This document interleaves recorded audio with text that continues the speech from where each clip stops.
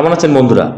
সমুদ্র সৈকতে আসলে যদি আপনার বিভিন্ন রকম মাছের বা অন্যান্য সামুদ্রিক প্রাণী ফ্রাই খেতে ইচ্ছা করে, তাহলে চলে আসতে পারেন সমুদ্র সৈকতের পাশে এরকম দোকানগুলোতে। বিকাল থেকে শুরু করে গভীর রাত পর্যন্ত এই দোকানগুলো খোলা থাকে। এখানে বিভিন্ন রকম ফ্রাই পাওয়া যায়। চলুন তাহলে আপনাদেরকে দেখাই এখানে কোন কোন সামুদ্রিক প্রাণীর ফ্রাই করে আপনি খেতে পারবেন।